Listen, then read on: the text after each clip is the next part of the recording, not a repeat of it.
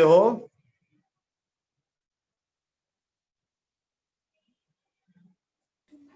Yes uncle, yes. Okay, thank you. सबसे पहले आप सभी को नए साल 2021 का नए साल मुबारक। Very happy and blessed new year 21। आप सबको ये साल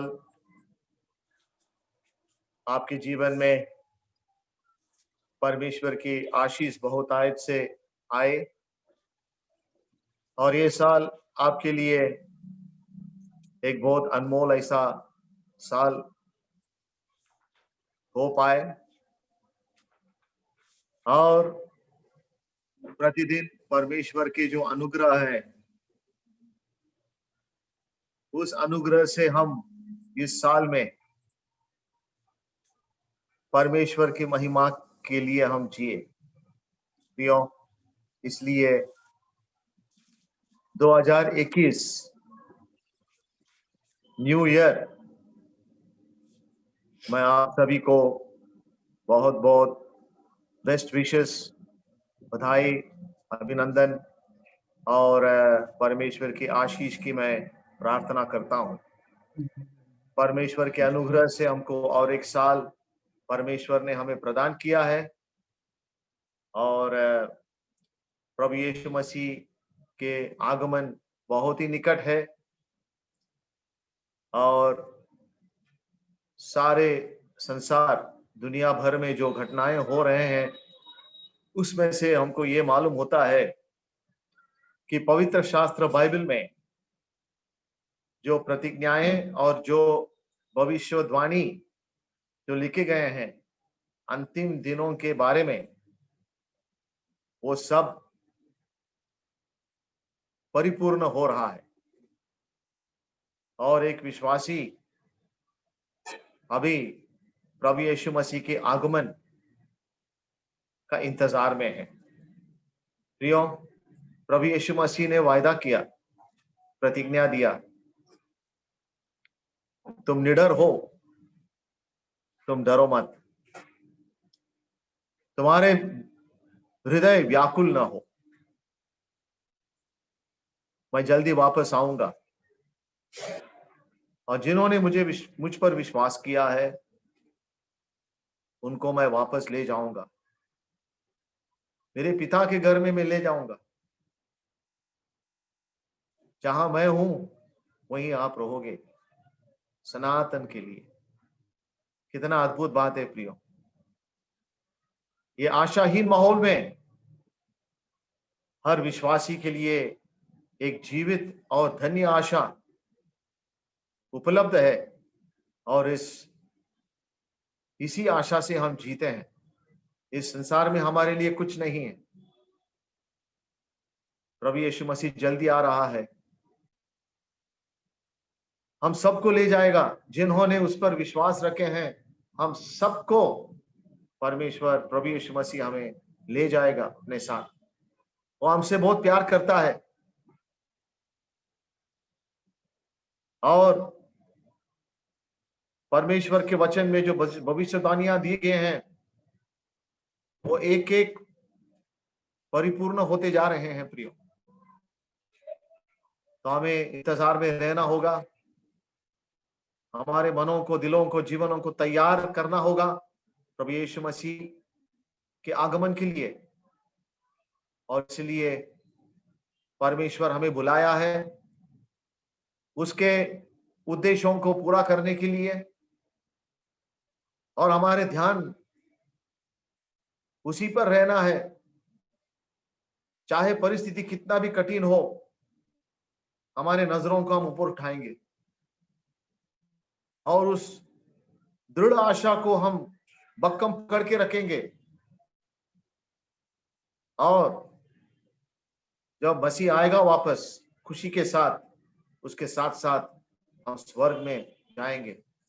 और इसी आशा के साथ मैं परमेश्वर को धन्यवाद देना चाहता हूं कि पिछले साल भर परमेश्वर ने हमको संभाला और इस भयानक महामारी के माहौल में परमेश्वर ने हमको बचाया और सुरक्षित रखा। और परमेश्वर ने हमको पिछले साल खुशी से समाप्त करने के लिए और नए साल में खुशी से प्रवेश करने के लिए सहायता किया। इसलिए परमेश्वर के धन्यवाद स्तुति हो। इतना ही नहीं, परमेश्वर ने करीबन 9 महीना लॉकडाउन पीरियड में हमें सहायता किया, जूम माध्यम में इकट्ठा होने के लिए और इस प्रकार के बाइबल स्टडी के सेवकाई जारी रखने के लिए। विशेष करके बोपुड़ी स्थानीय कलीसिया के ओर से जो ये सेवकाई परमेश्वर के अनुग्रह से जारी है, इसके लिए मैं परमेश्वर को धन्यवाद देना चाहता हूं। आइए प्रियो, आगे हम हमारे नजरों को आगे रखेंगे। इस साल में परमेश्वर हमें क्या दिखाना चाहता है, इस नए साल में परमेश्वर हमें क्या सिखाना चाहता है, और इस नए साल में परमेश्वर ने हमारे लिए क्या योजना रखा है, और परमेश्वर हमारे जीवन से क्या चाहता है। इन बातों पर हर विश्वासी गौर से सोचना होगा। हमारे जीवन परमेश्वर को प्रसन्नता देता हुआ जीवन ऐसा होना चाहिए। हम प्रभु के लिए जिएंगे, प्रभु की महिमा करेंगे, प्रभु के उद्देश्यों को पूरा करेंगे, और प्रभु सारे बुराइयों से हमें बचा के रखेगा। उसके पंखों के तले हम जिएंगे और हमारे जीवन के आयु भर परमेश्वर की महिमा के लिए हम जिएंगे। तो इन्हीं शब्दों से मैं इस संदेश की शुरुआत करना चाहता हूं। पिछले बार हमने देखे थे पेत्रस की पत्री में से अनमोल बातों को, और पहले पेत्रस और दूसरे अध्याय में से हमारे प्रभु यीशु मसीह के बारे में हमने कुछ बहुमूल्य बातों को हम देखें। हर एक विश्वासी के लिए प्रभु यीशु मसीह अनमोल है, बहुमूल्य है। मैं सोच रहा था कि 2020 में मेरे प्रभु को मैं कितना जाना, मेरे प्रभु के निकट में कितना आया। पेत्रस कहता है कि तुम प्रभु की पहचान में और उसके अनुग्रह में बढ़ते बढ़ते आगे बढ़ो। मेरा जीवन का बढ़ोतरी कहां तक हुआ? क्या प्रभु यीशु मसीह को मैं सचमुच उससे मैं प्यार करता हूं? क्या प्रभु यीशु मसीह मेरे लिए अनमोल है? क्या परमेश्वर का जो वचन है मेरे लिए अनमोल है? प्रियो, हम परमेश्वर के लिए अनमोल है। प्रभु यीशु मसीह के लिए हम बहुत अनमोल है। हम जो चुने हुए लोग हैं, परमेश्वर जब हम पर अपने नजर लगाता है, परमेश्वर के लिए हम बहुत अनमोल है प्रियो। लेकिन उस प्यार का प्रतिक्रिया क्या हम करते हैं? जिस प्यार से परमेश्वर हमसे प्यार करता है, प्रभु यीशु मसीह हमसे प्यार करता है, क्या वही प्यार हम उसको रिटर्न करते हैं? कभी नहीं होता। परमेश्वर का प्यार हमारे तरफ और हमारे प्यार परमेश्वर के तरफ, ये प्रमाण में बहुत फर्क है। हम कितना कमजोर हो जाते हैं। और पेत्रस अपने अनुभव से लिखता है और यो याद करता है प्रभु यीशु मसीह के अंतिम शब्दों को, जब पेत्रस को बुला के कहा, पेत्रस क्या तुम मुझसे प्यार करते हो? पेत्रस को व्यक्तिगत रीति से प्रभु यीशु मसीह ने बुलाया और पेत्रस को पर्सनली व्यक्तिगत रीति से पेत्रस को पूछा, पेत्रस क्या तू सचमुच मुझसे प्यार करते हो? इसका मतलब क्या है? पेत्रस को प्रभु यीशु मसीह पूछता है, मैं ऐसा वैसा प्यार की बात नहीं करता हूं, मुझे ये समझना है कि क्या मैं तुम्हारे लिए अनमोल हूं?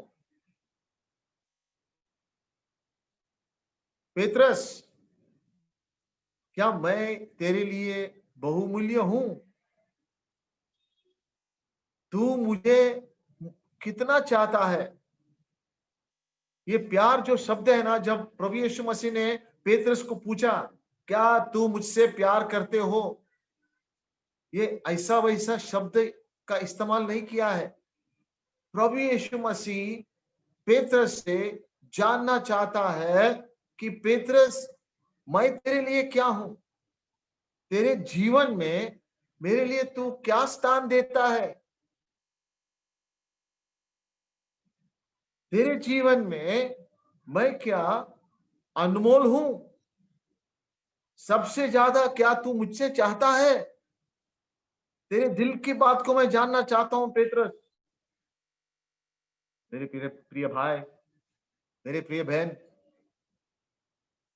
हम हमारे होठों से कह सकते हैं, प्रभु मैं तुझसे प्यार करता हूं, लेकिन प्रभु यीशु मसीह हमारे दिलों को जांच के देखता है।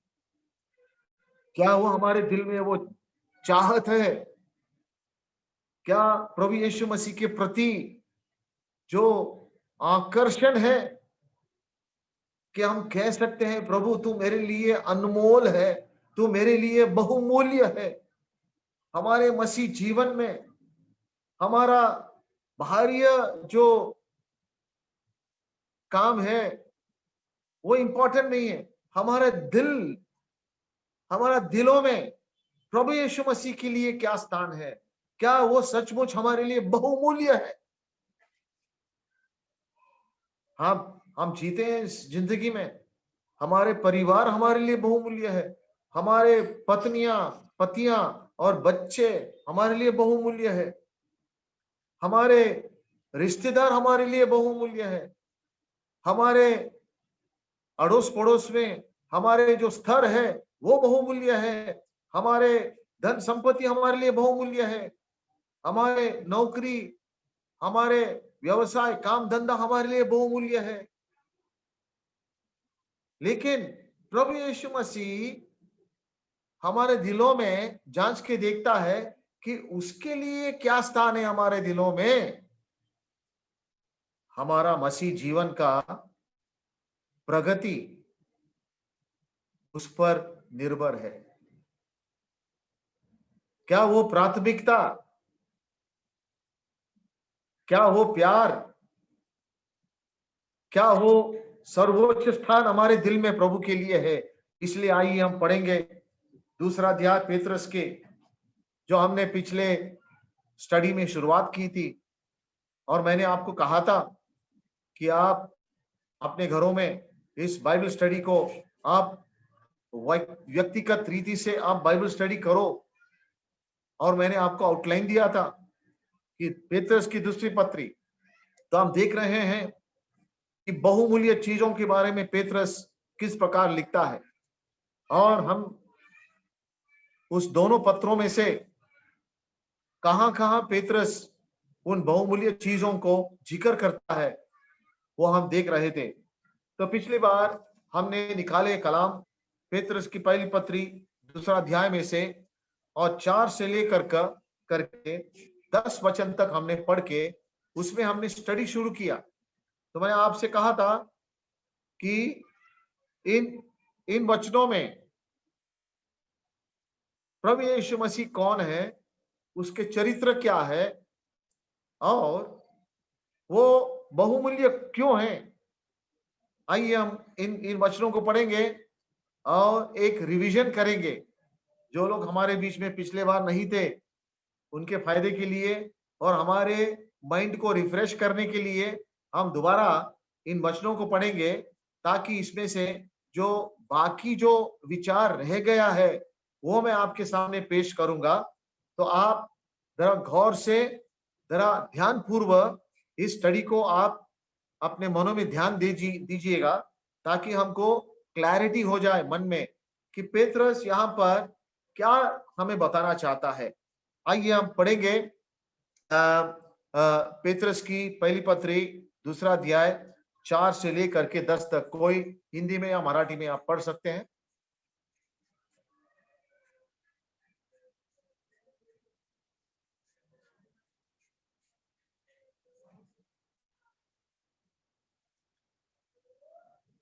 कोई पढ़ सकता है? पत्रस की दूसरी पत्री उसका दूसरा अध्याय 4 से 10 वचन तक। क्योंकि जब परमेश्वर ने उन स्वर्गदूतों को जिन्होंने पाप किया नहीं छोड़ा पर नरक में भेजकर अंधेरे कुंडों में डाल दिया ताकि hello brother, 1 Peter chapter 2 verse 4 to 10। First Peter chapter 2 4 to 10। उसके पास आकर जिसे मनुष्य ने तो निकम्मा ठहराया परंतु परमेश्वर के निकट चुना हुआ और बहुमूल्य जीवता पत्थर है, तुम भी आप जीवते पत्थरों के समान आत्मिक घर बनते जाते हो, जिसमें याजकों का पवित्र समाज बनकर ऐसे आत्मिक बलिदान चढ़ाओ जो यीशु मसीह के द्वारा परमेश्वर को ग्राह्य है। इस कारण पवित्र शास्त्र में भी आया है, देखो मैं सिय्योन में कोने का सिरे का चुना हुआ और बहुमूल्य पत्थर धरता हूं, और जो कोई उस पर विश्वास करेगा वो किसी रीति से लज्जित नहीं होगा। अतः तुम्हारे लिए जो विश्वास करते हो वो तो बहुमूल्य, पर जो विश्वास नहीं करते उनके लिए जिस पत्थर को राज मिस्रियों ने निकम्मा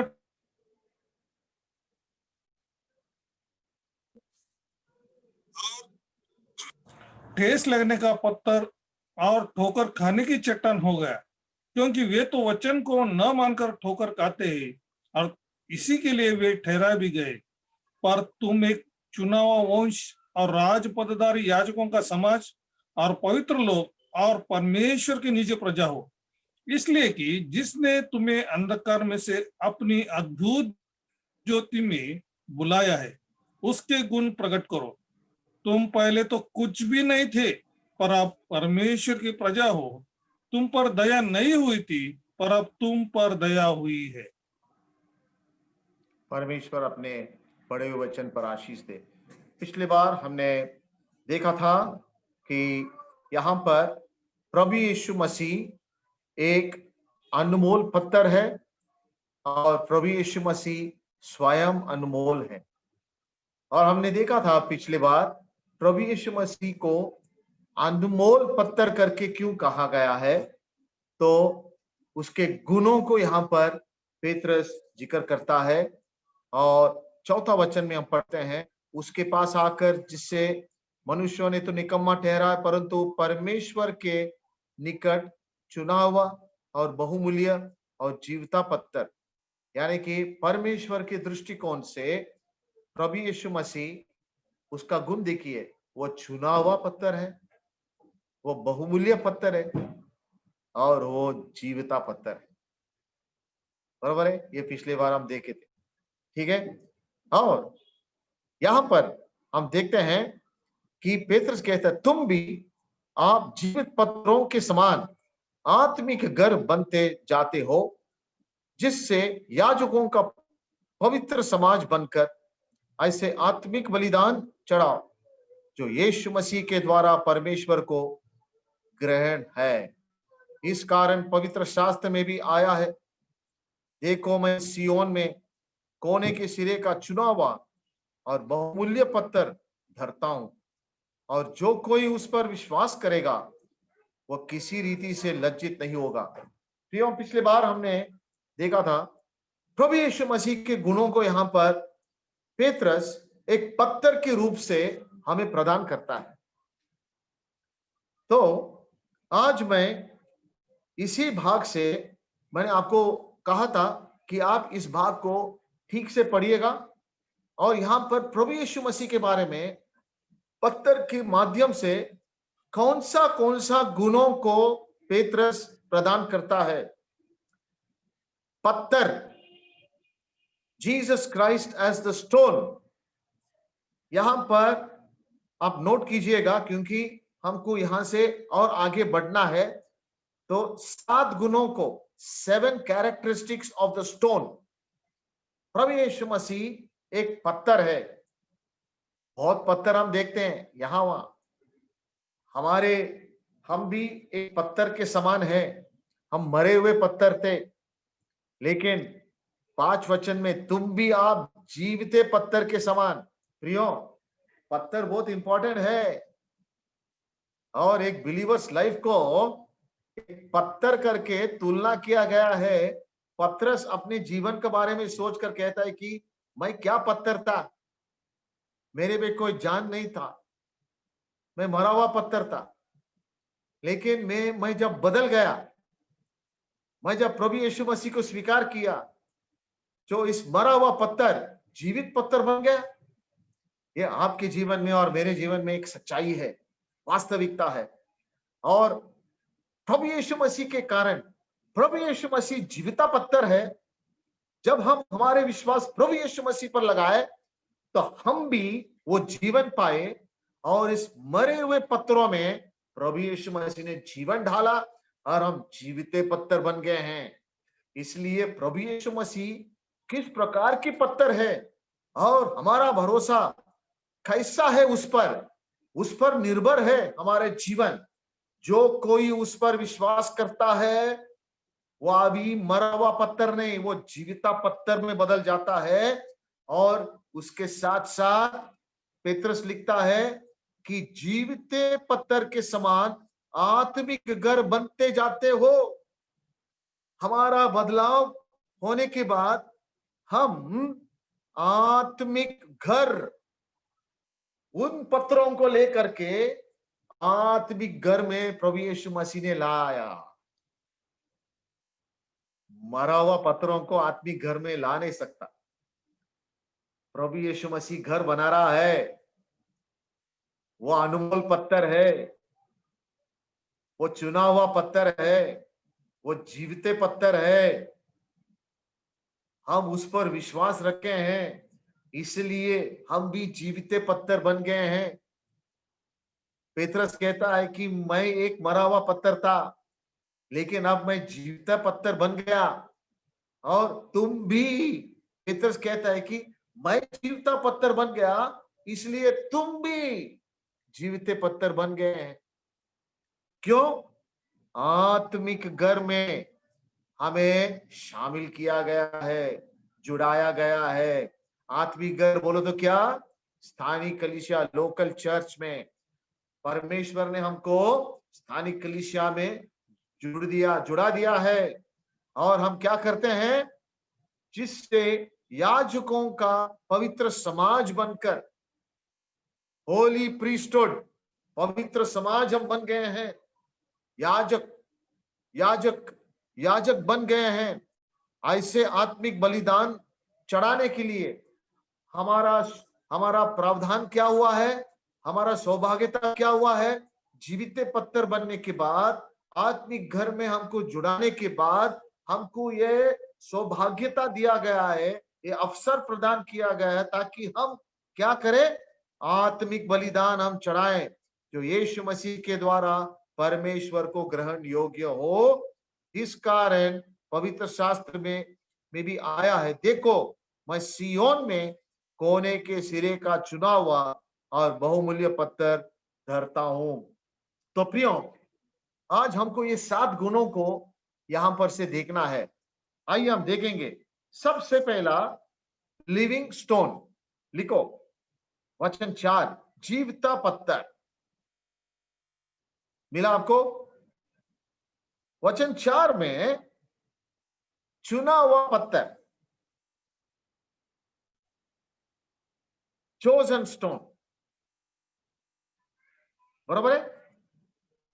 और वचन 4, 6 और 7, 3 बार बहुमूल्य पत्थर, बहुमूल्य पत्थर। यह प्रभु यीशु मसीह का गुणों को दर्शाता है प्रियो। सबसे पहले क्या है? वचन 4 में जीवता पत्थर, लिविंग स्टोन।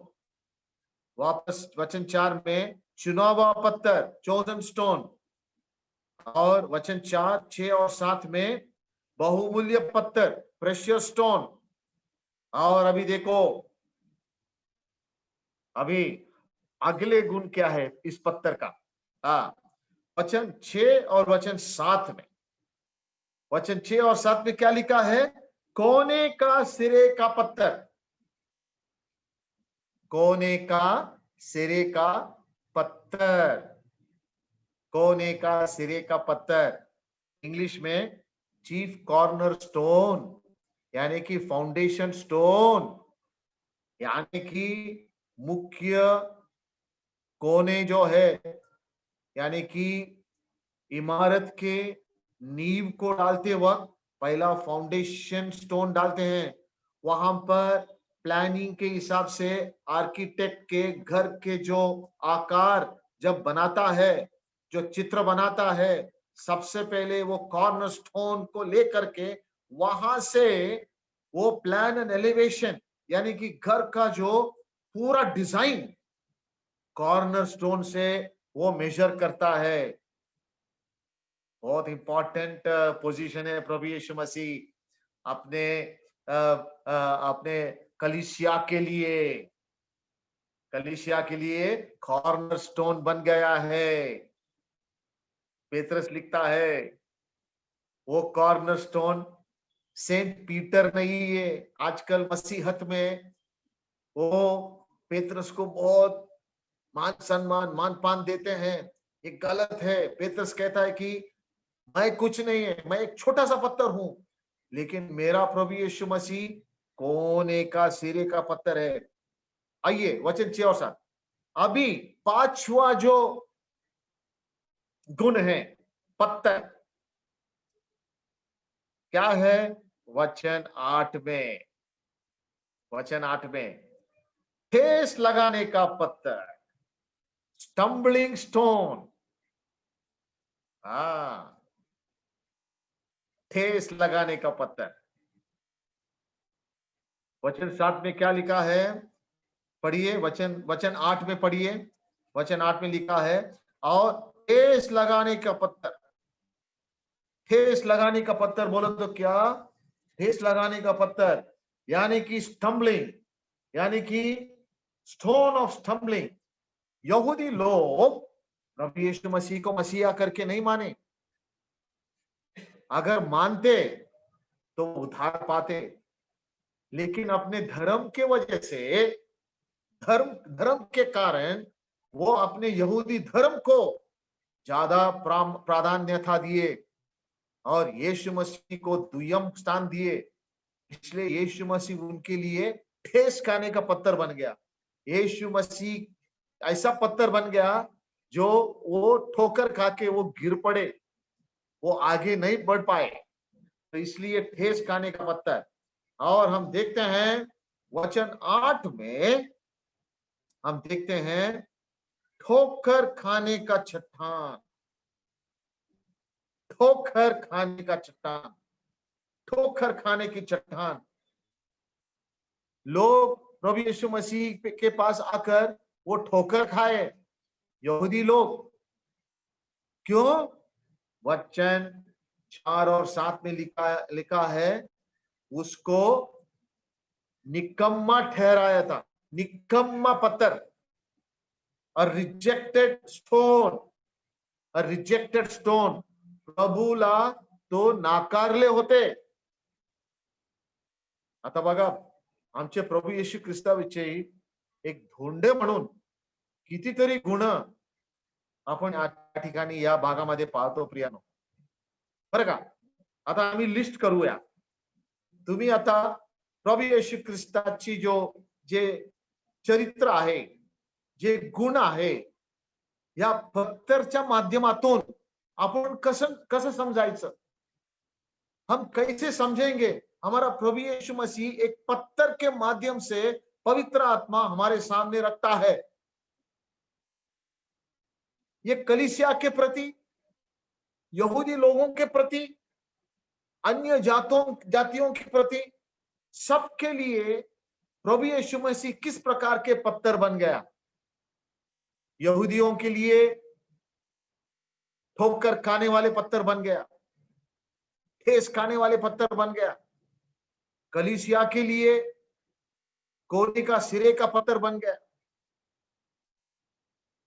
और विश्वासियों के लिए बहुमूल्य पत्थर बन गया। प्रभु की स्तुति हो।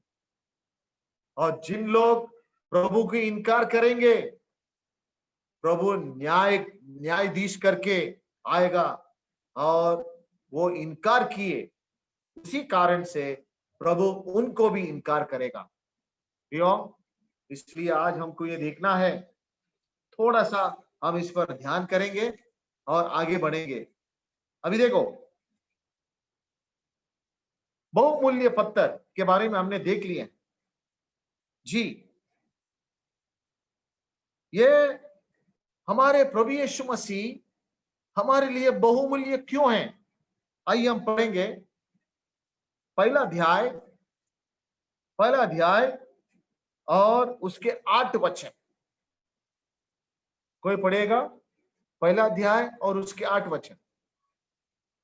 पेत्रस की पहली पत्री, पहला अध्याय और वचन 8 पढ़े। उससे तुम बिन देखे प्रेम रखते हो, और अब तो उस पर बिन देखे भी विश्वास करके ऐसे आनंदित और मगन होते हो जो वर्णन से बाहर और महिमा से भरा हुआ है। हाँ, प्रभु की स्तुति हो। जिनके लिए प्रभु यीशु मसीह अनमोल है, उनके रवैया बदल जाता है, उनके सोच बदल जाता है, और प्रभु के प्रति उनके प्यार बढ़ता है। अगर मैं आपसे पूछूं कि प्रभु आपके लिए अनमोल क्यों है, क्या जवाब दोगे आप? मैं क्या जवाब दूंगा? पेत्रस जवाब देता है, और हर एक विश्वासी यही जवाब देना है। अभी देखो, उससे तुम बिन देख के प्रेम रखते हो। अगर सचमुच प्रभु यीशु मसीह हमारे लिए बहुमूल्य है, तो प्रियो, ये सबसे पहला गुण हमारे में दिखाई देगा। उससे बिन देख के हम प्रेम करते हैं। दुनिया से प्रेम नहीं करते, दुनिया के संसार की चीजों से प्रेम नहीं करते, क्योंकि प्रेम करने लायक ही नहीं है। कभी भी गलत चीजों पर हम प्रेम करते हैं, और वही चीज हमको ठोकर खा के हमको देता है। हम किससे प्रेम करते हैं? जो हमारे लिए बहुमूल्य है, उसी से हम प्रेम करते हैं। प्रियो, एक बहुत बड़ी एक परीक्षा हमारे लिए है। बिन देखा मसीह को हम नहीं देखे हैं, लेकिन विश्वास के नजरों से हम उसको देखते हैं, और दिल से उससे हम प्रेम करते हैं। तो ही हम कह सकते हैं कि वो हमारे लिए बहुमूल्य है। दूसरी बात, और तो उस पर बिन देखे भी विश्वास करते हैं। मसीह बहुमूल्य हमारे लिए क्यों है? ना केवल हम उससे प्रेम करते हैं, वो हमारे लिए बहुमूल्य है, इसलिए हम बिन देखे हम उस पर विश्वास करते हैं। प्रियो, अगर ये बात हमारे में पाया नहीं जाता, तो हम कैसे कहेंगे प्रभु हमारे लिए बहुमूल्य है? हाँ?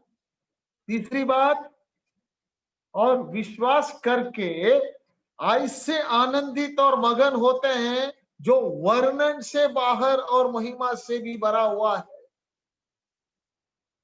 तीसरी बात, प्रभु यीशु मसीह हमारे लिए बहुमूल्य क्यों है? क्योंकि उसी में हमारे पूरे आनंद है। और कैसा आनंद है? ऐसे आनंदित और मगन होते हैं जो वर्णन से बाहर। ओ सचमुच, अगर प्रभु यीशु मसीह हमारे लिए बहुमूल्य है, हमारे आनंद उसी में रहेगा, वर्णन से बाहर। और क्या? और महिमा से भरा हुआ। हमारा आनंद सचमुच मसीह में है क्या? अगर वो हमारे लिए बहुमूल्य है, तो ये 3 चीज हमारे में पाया जाएगा। बिन देख के हम उस पर प्यार करेंगे, निरंतर प्यार करेंगे, हमारे प्यार बढ़ता ही रहेगा। बिन देख के हम उस पर विश्वास करेंगे, और विश्वास बढ़ते रहेगा। और बिन देख के हम उस पर आनंदित रहेंगे, और वर्णन से बाहर वो आनंद हमारे में रहेगा, और महिमा से भरा हुआ आनंद रहेगा। अगर सचमुच प्रभु यीशु मसीह हमारे लिए बहुमूल्य है, इसलिए पेत्रस कहता है, आइए हम पढ़ेंगे वचन 7, दूसरा अध्याय वचन 7। तुम्हारे लिए जो विश्वास करते हैं प्रभु यीशु मसीह बहुमूल्य है। तुम्हारे लिए जो विश्वास करते हैं प्रभु यीशु मसीह बहुमूल्य है। प्रिय भाइयों और बहनों, आज इस साल में क्या हम मसीह यीशु पर अधिक विश्वास कर सकते हैं? क्या हम मसीह यीशु से और अधिक प्यार कर सकते हैं?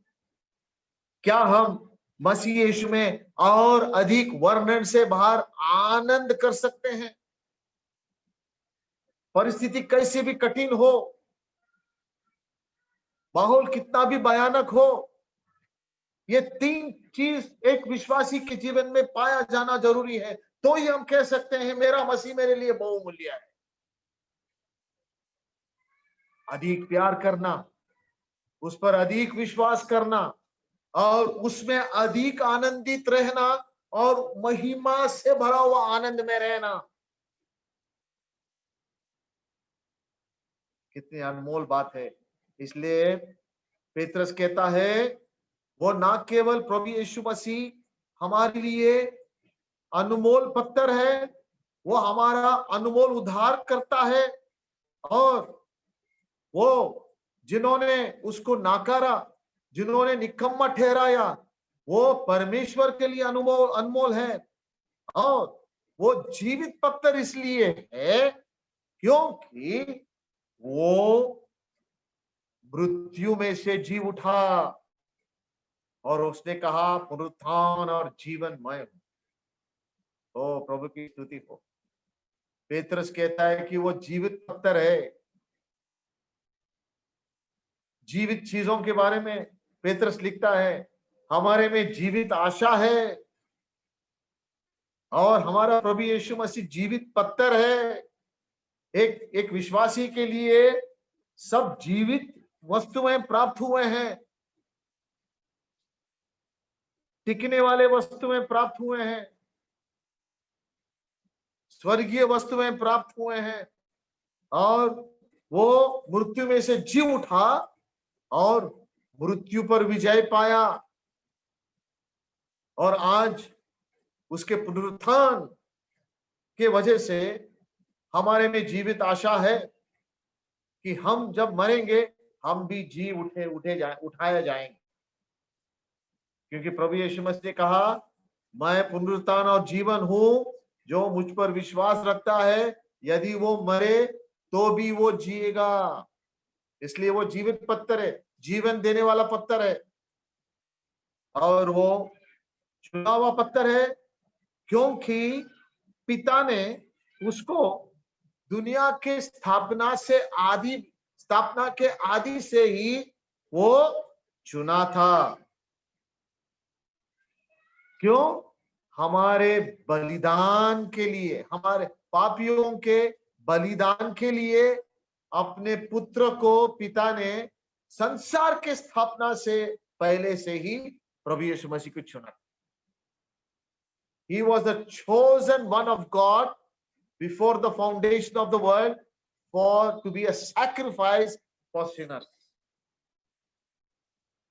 जब वो सलीब पर गया, दूसरा कोई भी वो स्थान नहीं ले सकता था, केवल और केवल प्रभु यीशु मसीह। चुना हुआ पत्थर बोलो तो क्या? स्वर्गीय पिता ने उसको चुन लिया कि ये मेरा पुत्र केवल संसार का उद्धार करता बनेगा, और कोई नहीं। मैं उसको चुन लिया हूं संसार के उद्धार करता बनने के लिए, और सारे जगत के पापियों के लिए बलिदान बनने के लिए। वो बहुमूल्य पत्थर है। क्यों? वो हमारा उद्धार करता है, और वो ठेस लगाने का पत्थर क्यों? यहूदियों ने उनको इनकार किया मसीहा करके, और वो अविश्वास से वो गिर पड़े। इसलिए प्रभु यीशु मसीह यहूदियों के लिए ठेस लगाने वाला पत्थर है। और वो कोने का सिरे का पत्थर क्यों है? क्योंकि वो कलीसिया का नींव है। Is the foundation of the church. उस पर कलीसिया बांधा गया है। कलीसिया मसीह यीशु पर बांधी गई है। The church is built upon the chief cornerstone. कोने के सिरे का पत्थर पर कलीसिया बांधी गई। परमेश्वर अपनी कलीसिया को अपने पुत्र पर बांधता है, बना रहा है। और वो ठोकर खाने वाला पत्थर क्यों है? क्योंकि एक दिन वो वापस आएगा। जिन लोगों ने उसको इनकार किया उनको न्याय करने के लिए, और जिन लोगों ने उसको इनकार किया उनको सजा देने के लिए, उनको ठोकर खाने के लिए। आज यदि कोई ये संदेश सुनने वाले अभी तक प्रभु यीशु मसीह को स्वीकार नहीं किया, आज जीवते पत्थर करके स्वीकार करो, नहीं तो एक दिन वो अभी जीवता पत्थर नहीं रहेगा, ठोकर खाने वाला पत्थर बन जाएगा।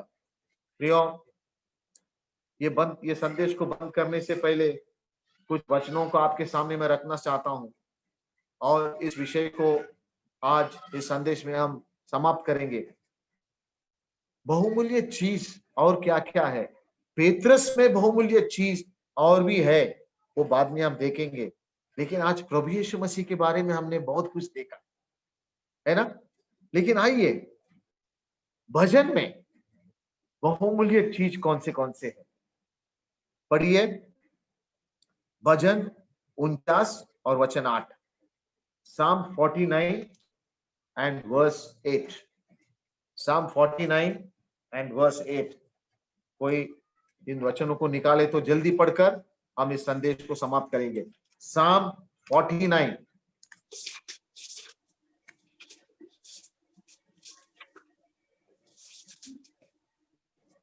स्तोत्र 49 आणि वचनात, त्याने सर्वदा जगावे, त्याला कधी गर्तेचा अनुभव घडू नये, म्हणून त्याला देवाला खंडणी भरून देता येत नाही। भजन 49, Psalm 49 8। मैं हिंदी में पढ़ूंगा। क्योंकि उनके प्राण की चुड़ौती अनमोल है और वह अनंत तक कभी न चुका सकेंगे।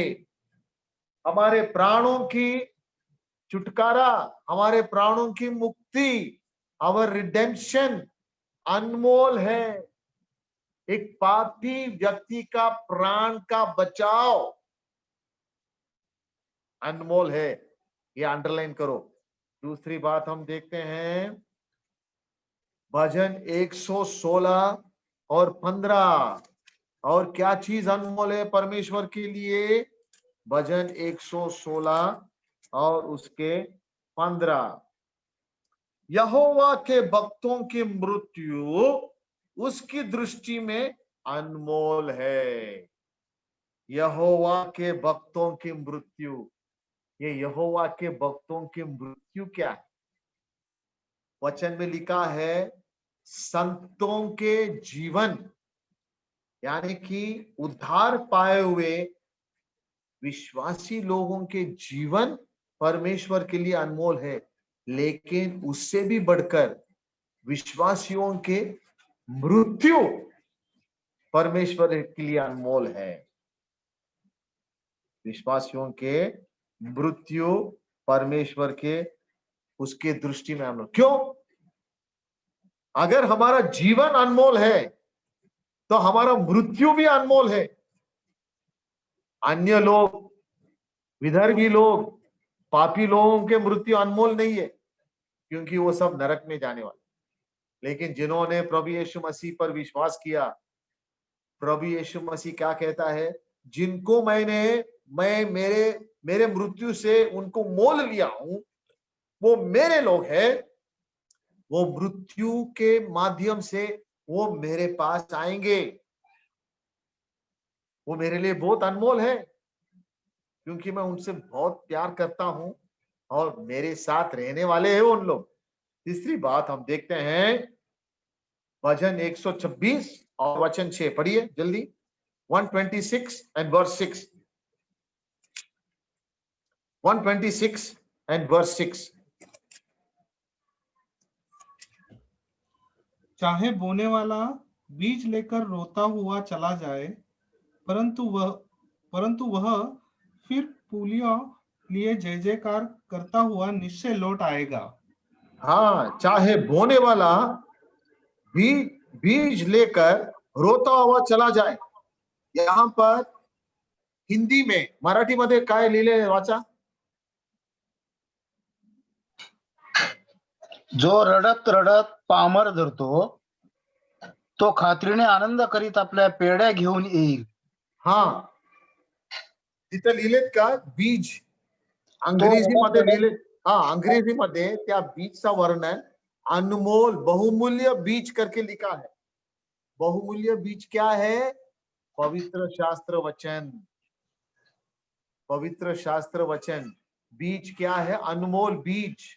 बोलो तो सुसमाचार और सत्य वचन।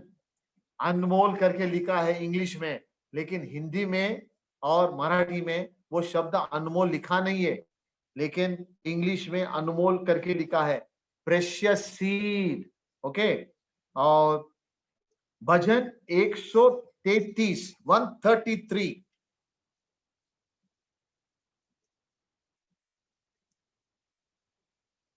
और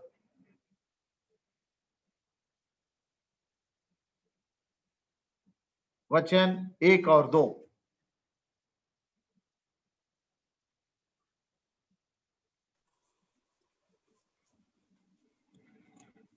Psalm 133 133। स्तोत्र 133 वचन 1 आणि 2। हाँ, पहा, बंधूंनी ऐक्याने एकत्र राहणे किती चांगले व मनोरम आहे। ते मस्तकावर ओतलेल्या अहरोनाच्या दाढीवर उतरलेल्या त्याच्या वस्त्राच्या काठापर्यंत ओघळलेल्या बहुमोल तेलासारखे आहे।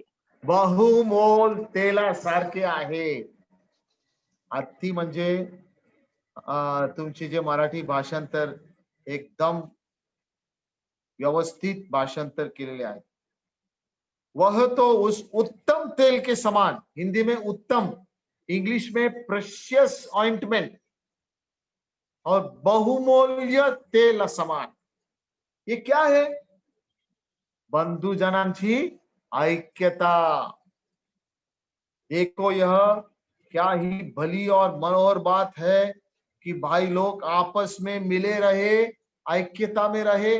जब विश्वासी लोग ऐक्यता में रहते हैं, कलीसिया की ऐक्यता, विश्वासियों की ऐक्यता बहुमूल्य तेल के समान है परमेश्वर के सामने।